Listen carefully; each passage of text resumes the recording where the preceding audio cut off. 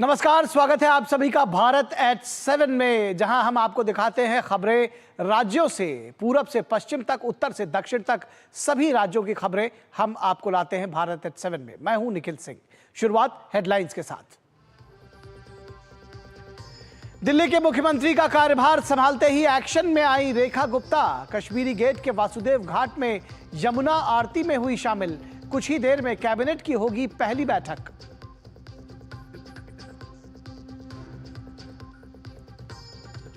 प्रधानमंत्री की दिल्ली में एनडीए शासित राज्यों के मुख्यमंत्री उप मुख्यमंत्रियों के साथ हुई बैठक। जेपी नड्डा, अमित शाह, राजनाथ सिंह समेत कई नेता हुए शामिल।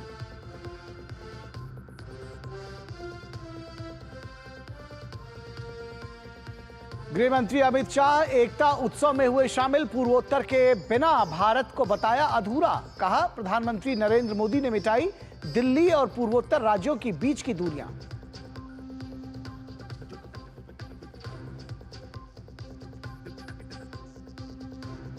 भारतीय चुनाव में अमेरिकी फंडिंग को लेकर भाजपा का कांग्रेस पर हमला। कहा, राहुल ने विदेशों में जाकर भारत के लोकतंत्र को कमजोर करने का किया काम।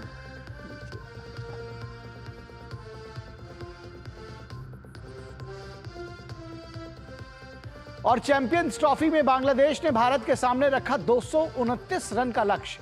तौहीद हृदय ने खेली शतकीय पारी। मोहम्मद शमी ने लिए 5 विकेट।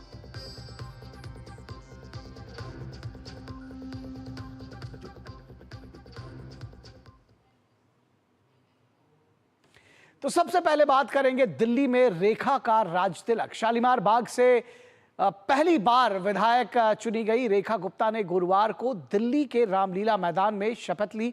वे दिल्ली की 9वीं और 4थी महिला सीएम बन गई हैं। रेखा से पहले सुषमा स्वराज, शीला दीक्षित और आतिशी दिल्ली की मुख्यमंत्री रही हैं। इस समारोह में पीएम मोदी, अमित शाह, राजनाथ सिंह के अलावा कई राज्यों के मुख्यमंत्री और उप मुख्यमंत्री मौजूद रहे। दिल्ली की सियासत में 2 दशक से ज्यादा के वनवास के बाद भारतीय जनता पार्टी ने सत्ता में वापसी की है।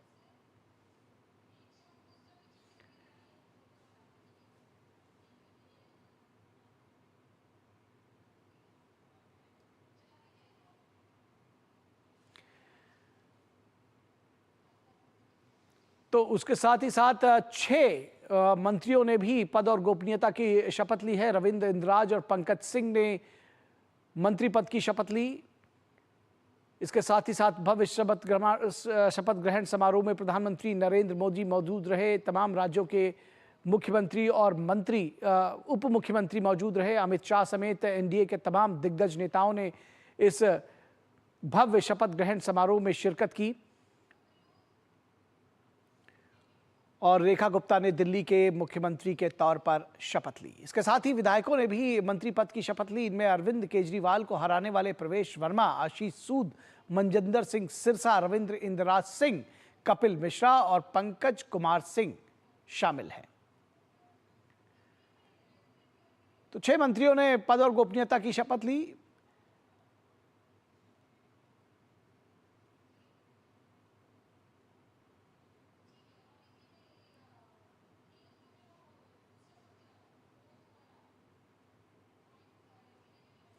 दिल्ली की 4थी महिला सीएम के तौर पर रेखा गुप्ता ने पद और गोपनीयता की शपथ ली। बड़ी संख्या में आम लोग मौजूद रहे। दिल्ली के रामलीला मैदान में उत्सव जैसा माहौल था और बीजेपी कार्यकर्ताओं ने आज उत्सव मनाया। 27 वर्षों के बाद दिल्ली के सत्ता पर वापसी हुई है बीजेपी की। और दिल्ली की मुख्यमंत्री रेखा गुप्ता ने सचिवालय में औपचारिक रूप से कार्यभार संभाल लिया है। कार्यभार संभालते ही रेखा गुप्ता एक्शन में नजर आई और सीएम पद की शपथ लेने के बाद रेखा गुप्ता औपचारिक रूप से पदभार ग्रहण करने के लिए दिल्ली के सचिवालय पहुंची। तो इस दौरान बीजेपी के नेताओं ने पूरे जोश के साथ उनका स्वागत किया। वहीं कुछ ही देर में दिल्ली कैबिनेट की अहम बैठक होने जा रही है, जिसमें बड़े अहम फैसले लिए जाने की संभावना है।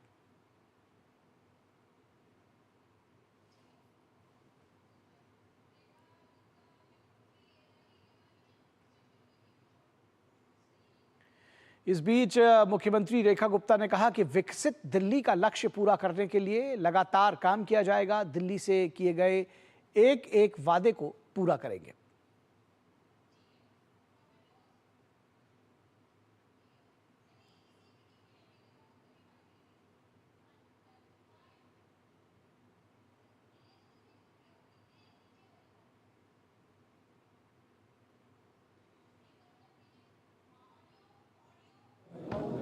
मिशन विकसित दिल्ली का है, उसको पूरा करने के लिए लगातार काम किया जाएगा। एक भी दिन उसमें से व्यर्थ नहीं होगा और एक एक कमिटमेंट जो हमारी दिल्ली से है उसे पूरा करेंगे। और इस बीच दिल्ली की मुख्यमंत्री अपने मंत्रियों के साथ वासुदेव घाट पहुंची और उन्होंने पहले पूजा अर्चना की। इसके बाद रेखा गुप्ता और उनकी कैबिनेट ने यमुना आरती में हिस्सा लिया।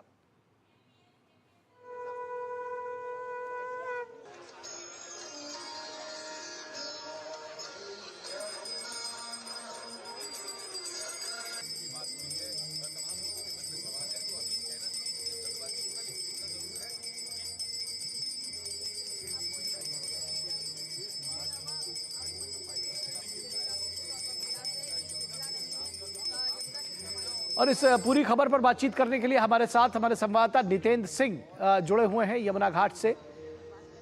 नितेंद्र, बेहद महत्वपूर्ण ये तस्वीरें अभी हमने दर्शकों के साथ साझा की जहां आप खड़े हुए हैं। ये एक तरह से कहा जाए तो आज का दिन ऐतिहासिक हो गया। ऐतिहासिक इस लिहाज से कि ये सिर्फ एक साधारण यमुना जी की आरती नहीं थी, सिर्फ उनकी पूजा अर्चना नहीं थी, बल्कि कहा जाए तो संकल्प था यमुना की सफाई का। क्या संदेश यहाँ से आज निकला है? निश्चित तौर पे निखिल, दिव्य भव्य यमुना आरती यहाँ देखने को मिला। दिल्ली की जनता, बीजेपी के कार्यकर्ता और दिल्ली की मुख्यमंत्री अपने कैबिनेट सहयोगियों के साथ यहाँ पर आरती में हिस्सा ली। एक परंपरागत तरीके से पूजा अर्चना के साथ उन्होंने करीब आधे घंटे से ज़्यादा जो आरती चली उसमें उन्होंने हिस्सा लिया। और मकसद बिल्कुल साफ है कि जिस यमुना को लेकर के राजनीति होती थी, वादे किए गए थे, बीजेपी ने अपने संकल्प पत्र में ये घोषणा किया था कि हम आएंगे तो यमुना को स्वच्छ करेंगे। एक तरीके से उसकी जो पुरानी जो भव्यता दिव्यता है उसको बहाल करेंगे। तो कैबिनेट की मुख्यमंत्री और अपने कैबिनेट की शपथ के ठीक 6 घंटे बाद यमुना के घाट पर आना ये दर्शाता है कि जो बीजेपी ने वादा किया था उसको वो पूरा करने के लिए काफ़ी गंभीर है और यमुना उनकी टॉप प्रायोरिटी में है। और इसके बाद वो थोड़ी देर बाद अभी कैबिनेट की बैठक लेने जा रही हैं और उसमें क्या कुछ फैसला होगा वो तो देखने वाली बात होगी। लेकिन निश्चित तौर पे जो प्रधानमंत्री ने कहा था कि चुनाव प्रचार के दौरान कि ये मोदी की गारंटी है और हमें एक मौका दीजिए, हम जरूर अपने वादे को पूरा करेंगे और दिल्ली को विकसित दिल्ली बनाएंगे। चूंकि एक राजधानी है, यमुना के अलावा जो बाकी मुद्दे हैं दिल्ली के उसको हल किया जाएगा। तो जनता ने भरोसा किया प्रधानमंत्री के वादे पर और उसको बीजेपी के जो वादे थे, संकल्प पत्र थे, उस जनता ने भरोसा जताया। और कोई भी जनता जब भरोसा जताती है तो सरकारों को वो काम करना पड़ता है। मान लिया अगर कोई सरकार वादे करती है और उसको पूरा नहीं करती है तो जनता नाराज होती है, ये देखा गया है। और ये वादा बीजेपी ने किया था कि हम यमुना की सफाई करेंगे, हमारी प्राथमिकता में होगी। और यहाँ पर आज आना इस बात का संदेश है कि अपने वादे को लेकर के गंभीर है बीजेपी। और यही जनता को चाहिए कि जो हमसे वादे करें आप उसको पूरी तरीके से पूरा करें। जी, हम लगातार ये देखते हैं कि इस तरह के आरोप जो विपक्षी दल है वो लगाते हैं कि बीजेपी संकेतों की राजनीति करती है लेकिन असल काम नहीं करती। दरअसल ये भी हम जानना चाहेंगे आपसे कि यमुना की सफाई की शुरुआत हो चुकी है, किस तरह से इस प्रोजेक्ट को आगे बढ़ाने की तैयारी है, किस तरह से आप देखते हैं कि यमुना की सफाई के लिए बीजेपी ने जो संकल्प दिखाया है उसको पूरा करने के लिए वो तैयार है? देखिए, विपक्ष के आरोप अपनी जगह हैं, लेकिन हम जानते हैं कि बीते 10 साल में प्रधानमंत्री मोदी के नेतृत्व में जो सरकार ने काम किया है या फिर बीजेपी शासन के दौरान जितने भी राज्य हैं वहाँ पर जो वादे किए गए थे उसको किस तरीके से पूरा किया जाता है वो हम लोगों ने देखा है। और बीजेपी ने 27 साल बाद वापसी की है दिल्ली में और एक मजबूत संकल्प पत्र के साथ जो जनता के द्वारा जो फीडबैक के जरिए वो बनाया गया है, उनके क्या मुद्दे हैं उनके जरिए वो आगे बढ़ी और जनता ने भरोसा जताया। और जहाँ तक यमुना की सफाई का मुद्दा है, उसको लेकर के ब्लूप्रिंट जरूर होगा केंद्रीय बीजेपी के केंद्रीय नेतृत्व के पास। और जो डबल इंजन की सरकार है अब तो जो राज्य सरकार अब से थोड़ी देर बाद अब एक्शन में आएगी और पार्टी की तरफ से जो भी प्लान किया गया होगा वो निश्चित तौर पे एक ब्लूप्रिंट होगा। और हमने देखा कि 4-5 दिन पहले यमुना में भारी मशीन लगा करके उसकी सफाई की प्रक्रिया शुरू की गई है। तो आगे आने वाले दिनों में ये दिखेगा कि कैसे इसको आगे बढ़ाएंगे, क्या कुछ किया जाएगा, क्या कुछ रणनीति रहेगी, वो तो आगे आने वाले दिनों में ही पता चल पाएगा सरकार के फैसलों से, उसके एक्शन से। लेकिन निश्चित तौर पे आज जिस तरीके से कैबिनेट पूरी मुख्यमंत्री के साथ यहाँ पर यमुना आरती में हिस्सा ली, वो संदेश साफ है कि यमुना की जो गरिमा है उसको बहाल किया जाएगा। और हम जानते हैं कि छठ के दौरान काफ़ी इस पे चर्चा होती है, मुद्दा बनता है, क्योंकि हम पूर्वांचल के लोग छठ पूजा करते हैं, नदी के किनारे यमुना घाट पे करते हैं। और हम सब जानते हैं कि पूर्वांचल के लोग यहाँ पे काफ़ी संख्या में हैं, उनकी तादाद अच्छी खासी है। और इस बार भरोसा जताया पूर्वांचल के लोगों ने बीजेपी पर, और 19 सीट करीब बीजेपी ने पूर्वांचल डोमिनेटेड सीट को जीती है। तो कहीं ना कहीं ये संदेश साफ है कि अगर आपने वादा किया है तो हमने भरोसा अगर आपने जताया है तो उस वादे को आप पूरा करिए। तो निश्चित तौर पे सरकार करेगी, डबल इंजन की सरकार है। विरासत भी विकास भी यही मूल मंत्र है प्रधानमंत्री का, और शुरुआत विरासत से हुआ और विकास आगे निश्चित तौर पे आगे बढ़ेगा। और विकसित दिल्ली की बात हो रही है, क्योंकि 2047 तक विकसित भारत का संकल्प है प्रधानमंत्री का, उस विजन को पूरा किया जाएगा। और इसमें चूंकि हम जानते हैं कि दिल्ली राजधानी है, पूरे देश का प्रतिनिधित्व करती है, तो इसका विकसित होना, बेहतर होना बहुत जरूरी है और इसकी शुरुआत हो चुकी है। जी, निश्चित तौर पर इसकी शुरुआत हो चुकी है। आने वाले समय में देखना होगा कि किस तरह से ये यमुना सफाई का प्रोजेक्ट आगे बढ़ता है। बहुत शुक्रिया नितेंद्र सिंह इस तमाम बातचीत और जानकारी के लिए। और अब बात करेंगे उत्तर प्रदेश की में जो बजट पेश किया गया है किन मायनों में खास है, लेकिन उससे पहले रुकेंगे एक छोटे से ब्रेक के लिए। दर्शकों, आप कहीं मत जाइएगा, हम जल्द हाजिर होंगे।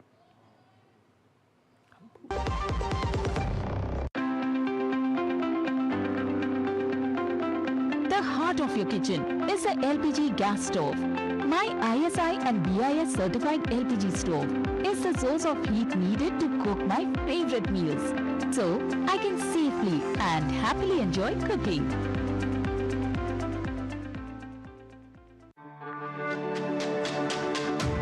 मेरी पसंद, मेरी पसंद, मेरी पसंद, मेरी पसंद, हमारी पसंद, हम सबकी पसंद। मजबूत देश का मजबूत सरिया हो गया स्टील। अरे वाह, लेजेंड की बैट, इससे तो मैं खेलूंगा। Future batting legend. इसमें जिसका नाम लिखा है बैट उसी को मिलेगी। अरे यार, देखा, अगर इस पे मेरा नाम नहीं लिखा होता तो कितनी दिक्कत हो जाती। इसलिए आरबीआई कहता है बैंक अकाउंट हो या बैंक लॉकर, उसमें नॉमिनी का नाम जरूर दर्ज करें, ताकि आपकी जमा पूंजी उसी को मिले जिसे आपने नामित किया है। आरबीआई कहता है जानकार बनिए, सतर्क रहिए।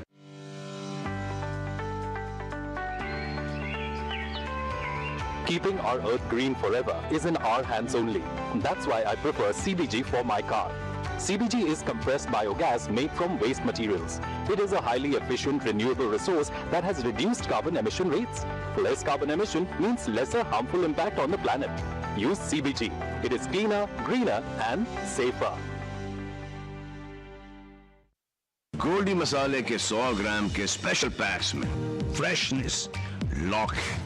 ऐसे गोल्डी मसाले जहां जाएं रिश्ते बनाएं। स्वागत है आपका ब्रेक के बाद। और अब बात होगी योगी सरकार के सुपर बजट की। उत्तर प्रदेश के वित्त मंत्री सुरेश खन्ना ने विधानसभा में वित्तीय वर्ष 2025-26 के लिए बजट पेश किया। वित्त मंत्री सुरेश खन्ना ने 8 लाख करोड़ रुपए से ज्यादा का यूपी का बजट पेश किया। मेधावी छात्राओं के पात्रता के आधार पर स्कूटी उनको दी जाएगी। 4 नए एक्सप्रेस वे की घोषणा की गई है। इसके साथ ही 58 नगर पालिकाओं को स्मार्ट सिटी बनाने का ऐलान किया गया है। बाकी बहुत कुछ है इस बजट पे। क्या कुछ है, आइए देखते हैं इस रिपोर्ट में। उत्तर प्रदेश की योगी आदित्यनाथ सरकार ने गुरुवार को अपना 9वां बजट पेश किया। योगी आदित्यनाथ के नेतृत्व में वित्त मंत्री सुरेश खन्ना ने उत्तर प्रदेश के वित्तीय वर्ष 2025-26 का वार्षिक बजट प्रस्तुत किया। गुरुवार को विधानसभा में प्रस्तुत किया गया बजट प्रदेश के इतिहास में अब तक का सबसे बड़ा बजट है। बजट का आकार 8,08,736 करोड़ 6 लाख रुपए है। जो वर्ष 2024-25 के बजट से 9.8% अधिक है।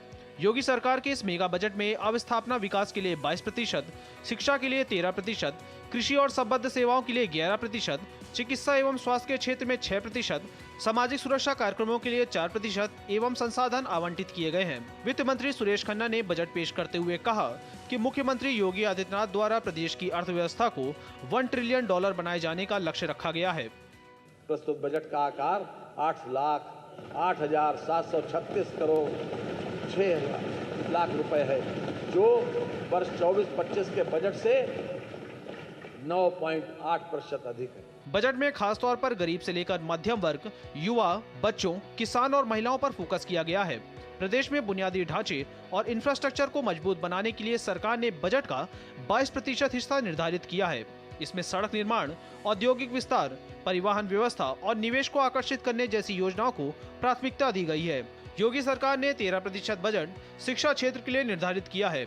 इसमें प्राथमिक एवं उच्चतर माध्यमिक विद्यालयों में ICT लैब और स्मार्ट क्लास स्थापित करने का प्रस्ताव है। साथ ही राजकीय पॉलिटेक्निक कॉलेजों में डिजिटल लाइब्रेरी और स्मार्ट क्लास शुरू करने की योजना भी शामिल है। इसके अलावा आर्टिफिशियल इंटेलिजेंस सिटी की स्थापना की जाएगी। साथ ही साइबर सिक्योरिटी में टेक्नोलॉजी रिसर्च ट्रांसलेशन पार्क स्थापित करने की योजना है। वहीं आर्टिफिशियल इंटेलिजेंस को बढ़ावा देने के लिए सेंटर ऑफ एक्सीलेंस की स्थापना का प्रस्ताव भी शामिल है। इसके अलावा साइंस सिटी, विज्ञान पार्क और नक्षत्रशालाओं की स्थापना भी शामिल है। छात्रों के लिए आधुनिक वैज्ञानिक सुविधाएं उपलब्ध कराने पर विशेष ध्यान दिया जाएगा। प्रदेश के 58 नगर निकायों को आदर्श स्मार्ट नगर निकाय के रूप में विकसित किया जाएगा। प्रत्येक नगर निकाय को 2.50 करोड़ रुपए की धनराशि प्रदान की जाएगी। जिला मुख्यालयों में कामगार श्रमिक अड्डे बनाए जाएंगे। 65 करोड़ से अधिक पर्यटक उत्तर प्रदेश के अंदर आए। 14 लाख से अधिक इसमें विदेशी पर्यटक भी थे। और पर्यटन में जो उत्तर प्रदेश पहले तीसरे नंबर पर था, वह उसने 2019 के बाद से जो गति पकड़ी, वह नंबर 1 पर देश के अंदर आने में सफल हुआ है। और 2025-26 का जो बजट है, यह भारत की सनातन संस्कृति को समर्पित सर्वे भवन्तु सुखिनः की अवधारणा पर गरीब, अन्नदाता किसान, युवा, महिला के उत्थान को समर्पित है। मुख्यमंत्री योगी आदित्यनाथ के नेतृत्व में प्रदेश आधुनिकता, नवाचार और आत्मनिर्भरता की ओर अग्रसर है और यह बजट प्रदेश को राष्ट्रीय और वैश्विक निवेश का केंद्र बनाने की दिशा में एक मजबूत कदम है। Bureau report, DD news. तो यदि बात उत्तर प्रदेश के बजट की और अब खबर उत्तराखंड से, जहां महाबजट से महाविकास की बात हो रही है। उत्तराखंड के वित्त मंत्री प्रेमचंद अग्रवाल ने विधानसभा में वित्त वर्ष 2025-26 के लिए बजट पेश किया। इस बजट में राज्य के विकास को गति देने के लिए 7 प्रमुख क्षेत्रों कृषि, उद्योग, ऊर्जा अवसंरचना, संयोजकता, पर्यटन और आयुष पर विशेष ध्यान दिया गया है। बजट में टिहरी झील परियोजना के लिए 100 करोड़ रुपए तो समान नागरिक संहिता के लिए 30 करोड़ रुपए का आवंटन किया गया है। विकास के पथ पर सवार और भविष्य में आत्मनिर्भर के लक्ष्य के साथ गुरुवार को देवभूमि उत्तराखंड के देहरादून स्थित विधानसभा में गुरुवार को पुष्कर सिंह धामी सरकार ने अपने दूसरे कार्यकाल का चौथा बजट पेश किया। वित्त मंत्री प्रेमचंद अग्रवाल ने राज्य के लिए 1,01,175 करोड़ रुपए का बजट पेश किया। वित्त मंत्री प्रेमचंद अग्रवाल ने इसे भविष्य का रोड मैप बताते हुए घोषणा की कि बजट नमो के आधार पर आधारित है। N फॉर नवाचार, A फॉर आत्मनिर्भर, M फॉर महान विरासत और O फॉर ओजस्वी है। बजट में साथ ही 7 बिंदुओं पर प्रतिबद्धता जताई गई है, जिसमें कृषि, उद्योग, ऊर्जा, अवसंरचना, संयोजकता, पर्यटन, आयुष शामिल रहे। इस बार के बजट में मेगा प्रोजेक्ट योजना के तहत 500 करोड़ रुपए का प्रावधान है। वहीं जमरानी बांध के लिए 625 करोड़ रुपए, सौंग बांध के लिए 75 करोड़ रुपए और लखवाड़ परियोजना के लिए 285 करोड़ का प्रावधान किया गया है। इसके अलावा राज्यों के लिए विशेष पूंजीगत सहायता के तहत 1500 करोड़ रुपए का प्रावधान भी किया गया है, जबकि जल जीवन मिशन के लिए 1843 करोड़ और नगर पेयजल के लिए 100 करोड़ की भी घोषणा की गई है। इसके साथ ही बजट में उत्तराखंड में 220 किलोमीटर नई सड़कों के निर्माण की भी बात कही गई है, जबकि 1000 किलोमीटर सड़कों का पुनर्निर्माण होगा। वहीं 1550 किलोमीटर मार्ग का नवीनीकरण होगा। इस दौरान 37 पुल बनाने का लक्ष्य रखा गया है। एमएसएमई उद्योगों के लिए 50 करोड़ रुपए का प्रावधान किया गया है। वहीं स्टार्टअप उद्यमिता प्रोत्साहन के लिए 30 करोड़ का प्रावधान है। इसके अलावा अनुसूचित जाति बाहुल्य क्षेत्रों के विकास के लिए 60 करोड़ और अल्पसंख्यक बाहुल्य क्षेत्रों के लिए 8 करोड़ की भी घोषणा की गई है। इसके साथ ही बजट में राजस्व मद 59,954.65 करोड़, पूंजीगत मद में 41,220.67 करोड़ की राशि का प्रावधान किया गया है। खास बात यह है कि बजट में कोई भी राजस्व घाटा अनुमानित नहीं है और ये 2,585.89 करोड़ का सरप्लस बजट है। इस बीच मुख्यमंत्री ने बजट को समावेशी विकास पर केंद्रित बताया है। ये बजट हमारी प्राथमिकताएं और हमारे संकल्पों को पूरा करने का पूरा विजन प्रस्तुत करता है और हमारी सरकार की जो अर्थ को लेकर, वित्त को लेकर जो रोड मैप है, जो भविष्य की योजनाएं हैं, उसको भी प्रस्तुत करता है। ये हमारे लिए अत्यंत गर्व का विषय है कि राज्य निर्माण के इस रजत जयंती वर्ष में हमारे राज्य का जो बजट का आकार है वो उसने 1 लाख करोड़ को पार किया है। इसके अलावा बजट में कृषि क्षेत्र में किसानों की आय बढ़ाने के लिए कई योजनाएं शुरू की जाएंगी। ऊर्जा क्षेत्र में बिजली उत्पादन बढ़ाने और सभी को बिजली पहुंचाने पर ध्यान केंद्रित किया जाएगा। इंफ्रास्ट्रक्चर के विकास से सड़क, पुल और अन्य जरूरी सुविधाएं बेहतर होंगी। आयुष और पर्यटन को बढ़ावा देकर रोजगार के नए अवसर पैदा किए जाएंगे। राज्य सरकार के मुताबिक इस बजट से उत्तराखंड के विकास को नई गति मिलेगी। Bureau report, DD news. तो भारत एट 7 के इस अंक में बस इतना ही। आगे देखिए प्रखर श्रीवास्तव के साथ पूरा सच। हमारी पूरी टीम को दीजिए इजाजत। नमस्कार।